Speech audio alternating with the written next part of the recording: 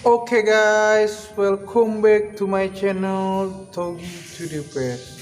Oke, jadi video kali ini saya akan berbagi informasi atau mungkin sedikit petunjuk mengenai hilangnya tiga bocah di Langkat, yaitu Yogi, Nijam, dan Jahra ya. Oke guys, berbagai macam cara sudah dilakukan, dari mulai menggali lubang ataupun mencari ke danau Pulka ataupun mencari ke kebun-kebun sawit ya. Itu sudah berbagai cara dilakukan tapi hasilnya nihil.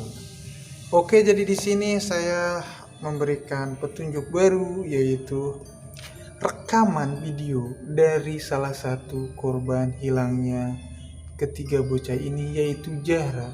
Jadi Jahra sempat mengabadikan momen di mana supir beko itu sedang telepon dengan seseorang dan bertepatan sekali di belakang ekskavator atau beko itu ada seseorang yang sedang lewat guys ya, menuju ke kelapa sawit. Dan itu sungguh sangat mencurigakan dan ada kejanggalan gitu guys ya. Itu menurut saya salah satu bukti atau petunjuk baru untuk kita semua, ada titik terang mengenai tiga hilangnya bocah di Langkat gitu guys ya. Ini bukan maksud menuduh atau memfitnah. Disclaimer dulu ya, disclaimer, ini bukan menuduh ataupun memfitnah, ini melainkan hanya dugaan atau kecurigaan ya.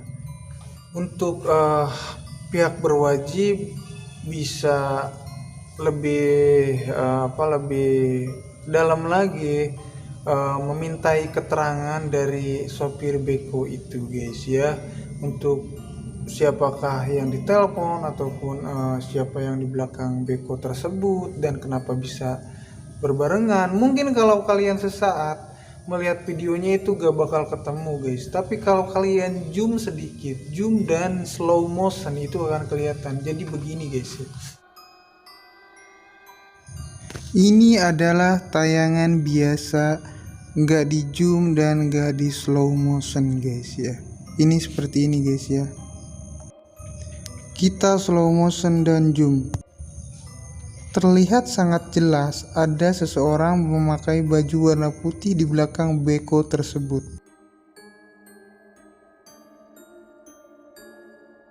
Ya, gimana? Menurut kalian gimana? Menurut saya itu sangat terlihat jelas sekali ada seseorang yang berjalan bertepatan saat supir beko tersebut sedang menelpon seseorang. Ya mungkin yang dibicarakannya itu apa gak tahu. Kalau ya bisa jadi sih si supir beko itu lagi nelpon anaknya atau ibunya atau kerabat atau rekan kerja atau mungkin eh, ya itu ya. Dan yang berjalan itu bisa jadi orang yang lagi beternak atau lagi nembak manuk, tapi yang saya lihat gak membawa apapun melainkan dia hanya merokok dan memakai baju warna putih. Itu sungguh sangat-sangat creepy sekali dan mencurigakan. Ya kalaupun teori yang pertama, jadi si bocah itu tertimbun, dan teori yang kedua ketiga bocah ini diculik, dan yang teori yang ketiga ini yang sangat tidak masuk akal yang sering dibicarakan, dibawa oleh makhluk gaib. Saya sih lebih percaya ke teori yang pertama dan yang kedua.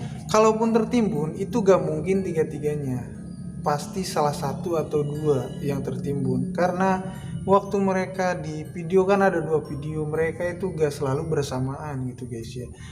Mereka itu pasti ada pisahnya gitu, ataupun bisa jadi kalau tiga-tiganya mereka solid, salah satu tertimbun atau terprosok, yang duanya nolongin dan ikut terprosok juga gitu guys, itu bisa jadi.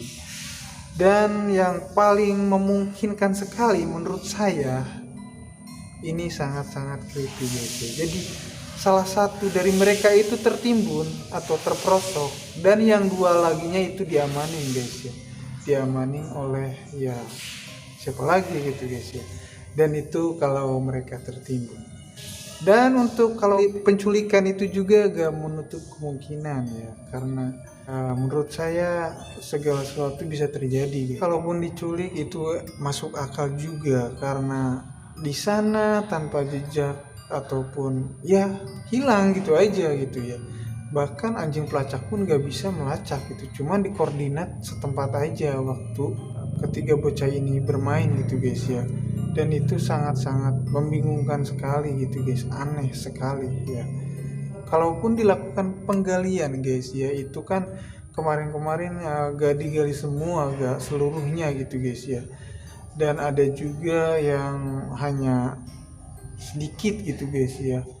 Kalau mungkin digali ulang, saya mohon untuk digali semua. Saya hanya ingin mengajukan ya, bukan mengajukan banding, maksudnya meminta permohonan untuk para relawan dan warga sekitar untuk membantu menggali lubang di sana biar digali seluruhnya ya, lumayan dalam juga gitu guys ya, yang tadinya beberapa meter jadi sekian meter gitu guys ya. Itu kalau mungkin tertimbun itu juga, kalaupun kecurigaan terfokus pada penculikan, saya yakin kalau supir beko dan orang yang di belakang beko tersebut itu ada kaitannya guys. Menurut saya supir beko dan seseorang yang ada di belakang beko tersebut ada hubungan atau kaitannya dengan ketiga bocah hilang ini guys ya. Oke, so jadi itu aja mungkin petunjuk dari saya pribadi menduga kalau sopir beko itu guys ya. Jadi sopir beko itu harus dimintai keterangan lebih lanjut, lebih dalam, dan ditanya siapa yang dia telepon dan siapa yang ada di belakang beko tersebut. Oke. Jadi itu aja guys, semoga ketiga bocah hilang di Langkat ini, Yogi, Nijam, dan Zahra ini segera diketemukan guys ya. Amin ya Allah ya Rabbal Alamin. Dan untuk keluarga semoga tabah menghadapi cobaan dan ujian ini dan selalu berdoa agar anak mereka bisa diketemukan gitu guys ya. Oke, saya Togi Pir, jangan lupa klik subscribe, like, dan nyalakan loncengnya. See you guys.